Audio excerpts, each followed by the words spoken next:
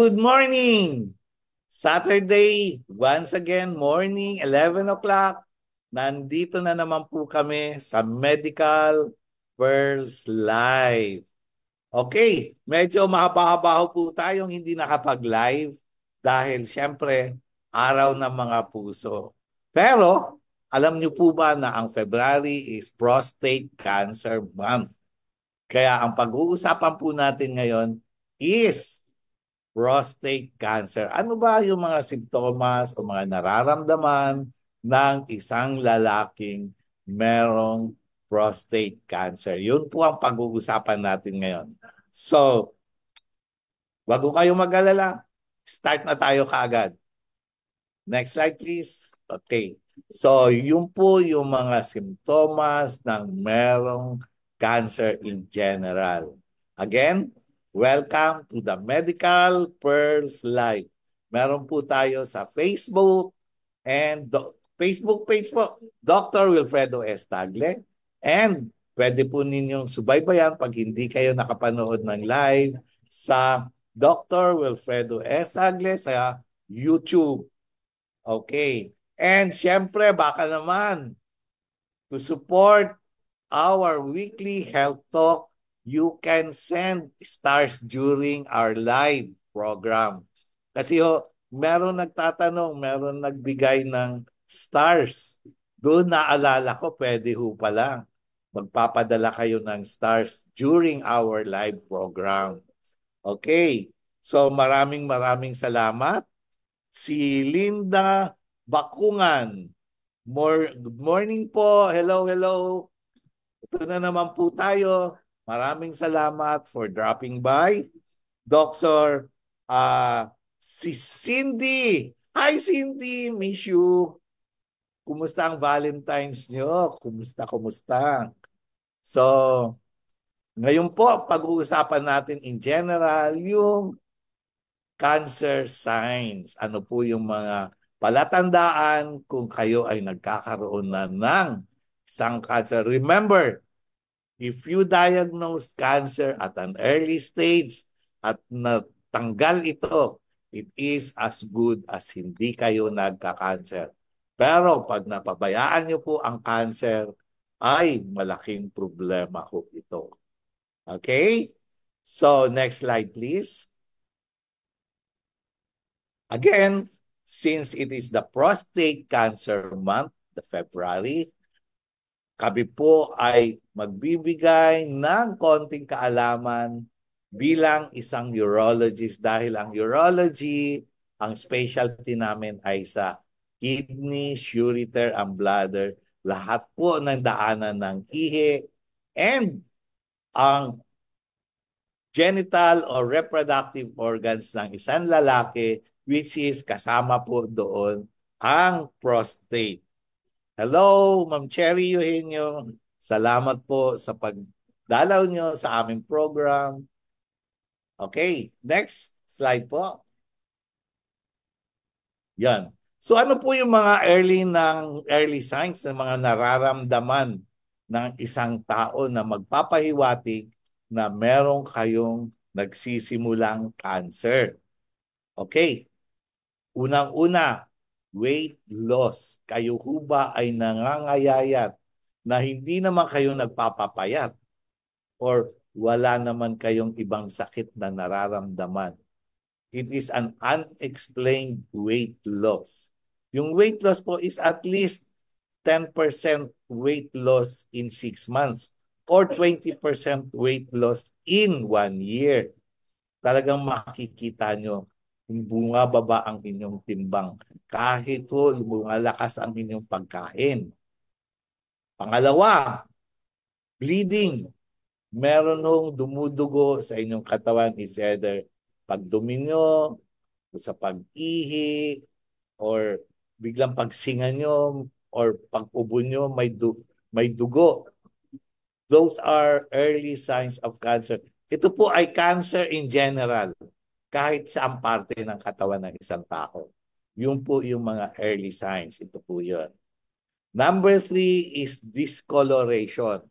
Or meron kayong makikitang namumutla o kayo mismo ay namumutla buong katawan. Yun po. Number 4 is bigla kayong may makakapangbukol, lalo na sa inyong abdomen o sa inyong tiyan o sa likod.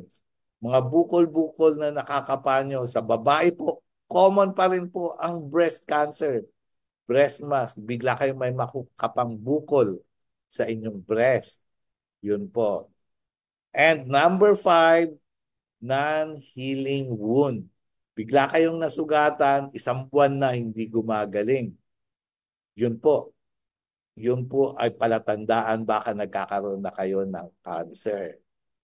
Number 6, hoarseness of voice. Bigla kayong namamaos.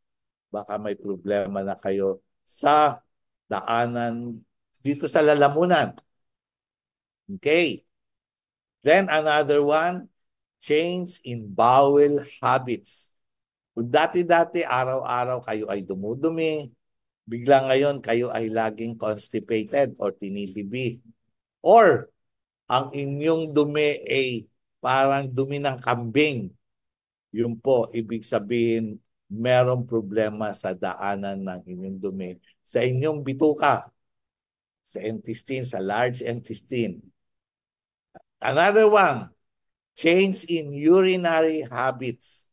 Ibig sabihin, kayo po ba ay biglang nahihirapan umihi? Okay? Biglang papatak-patak ang ihi. Baka naman meron ng cancer na tumutubo dyan. Next is pain. Biglang may sakit-sakit sa katawan, sa parte ng katawan nyo, na hindi naman kayo nabubugbog or wala naman dahilan kung bakit siya sasakit. Basta lang kayo binabalakang. Yun po, isa din po yan sa mga early signs ng cancer.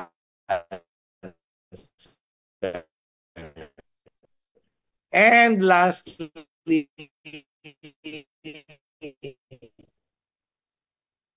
itchiness. So, yun po yung mga weight loss, bleeding, discoloration, mass o bukol, non-healing wound, hoarseness of voice, change of bowel habits, and change in urinary habits, pain or may masakit, and itchiness. So yun po yung mga nararamdaman or early signs na baka meron tumutubong cancer sa inyong katawan. Okay, maliwanag po. Again, hello kay Nicole Sipan. Okay. Buti naman at napadalaw kayo dito sa ating programa. Si Mercedes Del Rosario. Hello kayo dyan. Thank you very much for passing by. Shane, naku, miss ka na namin, Shane. Hindi na kayo dadalaw o dadalaw ka pa ba sa aming clinic sa De Los Santos Medical Center at saka sa World City Medical Center. Ang balita ko promoted ka na. Then si Ruth Medina, hello. Thank you very much. Si Yolanda Serenado Quiñones. Hello, kumusta kayo dyan? Salamat sa pagdaan nyo, pagbisita nyo dito sa ating programa. Okay? Si Danigo. Yon. Elsie Deborah Dagotdot. Oy, kababayan ko to sa Samar. Bubon, Northern Samar. Hello, Elsie. Yan. Nakakatuwa naman dahil ilang linggo tayong hindi nakapag-live. Tapos ngayon nandito na. It's becoming a habit every Saturday, 11 o'clock. Okay. So susunod po, after the early signs of cancer, ngayon dadalaw naman tayo sa prostate cancer. Alam nyo ba bakit ang dog is the man's best friend? Dahil sa lahat po ng mga hayop, ang aso lang po, the dog, ang nagkakaroon ng prostate cancer. Katulad po ng isang lalaki, nagkakaroon din po sila ng prostate cancer. Okay. And dogs and human males are the only beings that suffer from prostate disease. Okay? So, kaya po sila tinawag na man's best friend. Next slide, please. So, sa prostate cancer po, dahil ang February is Prostate Cancer Month, bago po ka pala ipagpatuloy, kami po ay nagkakaroon ngayon ng medical mission prostate cancer screening dito sa aming barangay, sa Barangay Pinagkaisahan. Hello, Kapitan, uh, Kapitan Punong Barangay Kap Dab Saab. Maraming salamat po. With Quezon City Medical Society, ang aming presidente si Doktora Jazz Yason. Okay, and siyempre, ang namumuno po sa project na yun, ang aming speaker, si Doktora Mercy Agustin. At ang kanyang boss na si Ma'am Christy. Maraming salamat po. Okay, so ito po, ang tungkol naman sa prostate cancer, the incidence rate increases. Alam niyo ba na taon-taon tumataas ng 5% each year? Ang nakikita yung po sa since 2014, dumarami ho lagi ang may prostate cancer. And according to the Department of Health, it is the third leading cause of cancer. And cancer death, yung kinakamatay dahil sa cancer. And the Global Cancer Conservatory says that it is the fifth leading cancer ng isang tao. Okay? And sa lalaki naman, it is the third leading cancer. Kaya tinatayang 4 out of 10 Filipinos under 65 years old ay nagkakaroon ng prostate cancer. So, kung meron po kayong kaibigan, magulang, kamag-anak, asawa na lalaki, macho, 40 years old and above, mas maganda po ipa-examine nyo na, sabihan nyo na magpa-examine sila sa kanilang prostate. Dahil malaki po ang chance na magkaroon tayo ng prostate cancer. Okay? Marami ho, kahit sinong doktor po, pwedeng mag-examine, mag-screen tungkol sa prostate cancer. Okay? Next. So, ano po yung mga dahilan o mga risk factors sa prostate cancer? Unang-una po is age. Kadalasan po 40 years old and above na lalaki. Pwede ho magkaroon ng prostate cancer. Talagang sa buong practice ko, hindi pa ako nakakita ng prostate cancer below 40 years old. And ang pinakabatang na-diagnose ko to have 40 prostate cancer is 42 years old. Kaya wag ho kayong kampante. Magpapa-examine po kayo. Pag 40 years old at above, mas maganda po pa-examine na kayo for screening ng prostate cancer. Number 2 is race and ethnicity. Kung ano po ang inyong lahi. Pangatlo is geography or kung saang bansa kayo galing. Number 4, family history. Kung meron ho ba kayong kamag-anak, tatay, magulang, uncle, kapatid na nagkaroon ng prostate cancer. Next is metabolic syndrome. Kayo po ba ay mataba? Or hindi nyo mapigilan ang pagtaba. Yun po, metabolic syndrome. And syempre, sa mga kinakain natin pagkain or dietary factors. Okay. Maliwanag po yun. Age, race, geography, family history, metabolic syndrome, and diet. Okay. So next slide, please. So, tungkol sa age, sinabi ko kanina, 40 years old and above. And after the age of 40, tumataas po ang incidence ng nga nagkakaroon ng prostate cancer. Habang nagkakaedad, nagkakaroon po tayo ng prostate cancer. Next slide. Next slide, please. Yon. Sunod po is the race or ano ba ang lahi ng isang lalaki. Pag kayo po ay African Americans, malamang-lamang mas marami po ang nagkaka-prostate cancer doon. Pero sa Asians naman, lalo na ang Chinese, ang Japanese, medyo konti po ang nagkakaroon ng prostate cancer. Sa Filipinos naman po, medyo alanganin dahil ang lahi natin, konti dapat ang prostate cancer, but our diet are prone to is a big risk factor na magkaroon ng prostate cancer. Kasi nahihilig na po tayo sa Western diet. Next slide po. Another one is family history sa pamilya, no? Okay? Ang prostate cancer po ay nasa genes.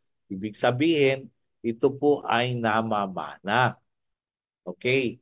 So, pag kayo po ay merong may cancer in general or prostate cancer in specific, in particular, it doubles the risk of having a prostate cancer. Okay. Pag kayo ay merong kapatid na nagkaroon ng prostate cancer, it increases by 7.7%. Okay?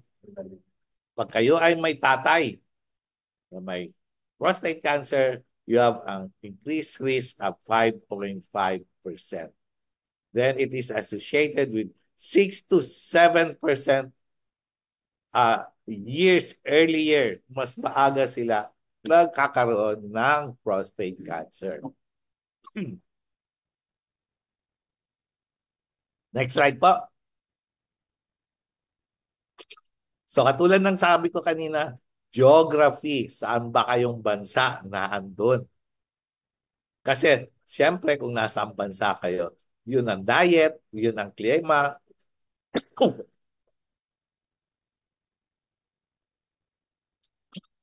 So ang prostate cancer po is less common in Asia, Central America, and South America.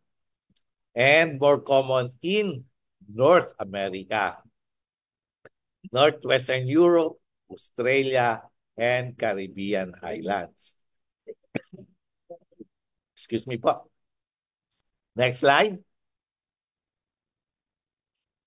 Tulad ng sinabi ko kanina, yung sa matataba or yung may metabolic syndrome.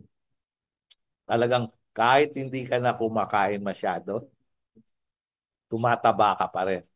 And syempre, with the diet, kasama po ang risk of developing prostate cancer. Kung kayo po ay tumataas ang timbang, abay magpa-examine na po kayo sa inyong pinakamalapit na urologist. Next slide po. Then, diet. Ito na, pag-uusapan natin. Ano ho ba yung mga pagkain o diet na kailangan? Sa diet, high cholesterol diet. Yun. Then, yung mga mahilig sa ano yan, yung sa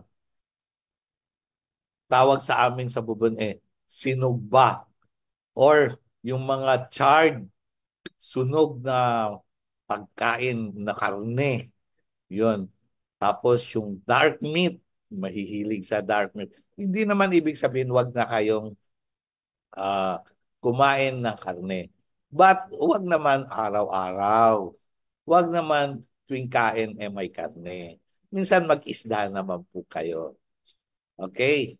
Then, tulad ng sinabi ko, obesity, smoking, chemical exposure, yung sa mga dye, mga toxic chemicals. Then, inflammatory reaction ng prostate, yung nagkakaroon ng prostatitis, namamaga lagi ang prostate, it may develop into prostate cancer. Another one are STDs or sexually transmitted diseases. Pwede rin po kayo magkaroon ng inflammation sa prostate and later on develop prostate cancer. Okay, vasectomy and exposure to UV lights, yung masyadong bilad sa araw. Meron no kasi mga tao na talagang nagtatrabaho sila under the sun, katulad ng mga traffic enforcers. Yon, talagang nakabilad sila. Security guards, yung mangingisda, yung mga farmers. Yon, talagang nakabilad sila sa araw. Kaya they are also prone to development of prostate cancer. Okay. So next slide please. Pag meron po kayo nitong mga risk factors and meron kayo ng mga early signs na prostate cancer or cancer in general, wag ho kayong mag-aatubili.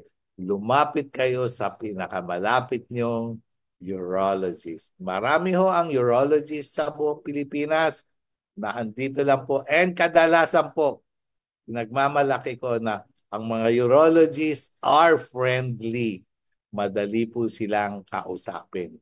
Hindi po sila nang aaway. Okay? Hello to Arwin Albornoz. Ruby Ann Lagoy Remolin is in the house. Okay.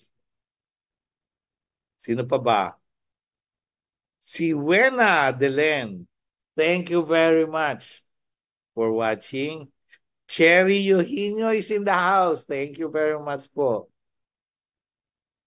Okay. So, maraming salamat po. Next slide. I think that's all. Maraming salamat po. Don't forget, February is the prostate cancer month. Damalaw kayo sa inyong pinakamalapit na urologist. If you are a male, macho, 40 years old and above, lalo na pag merong kamag-anak na nagkaroon ng cancer, specifically prostate cancer, wag ho kayo mag-atubili. Dumalaw po kayo sa inyong pinakamalapit na urologist. Okay? So I think that's all. Thank you very much. Maraming salamat po. See you next Saturday, 11 in the morning. Bye-bye!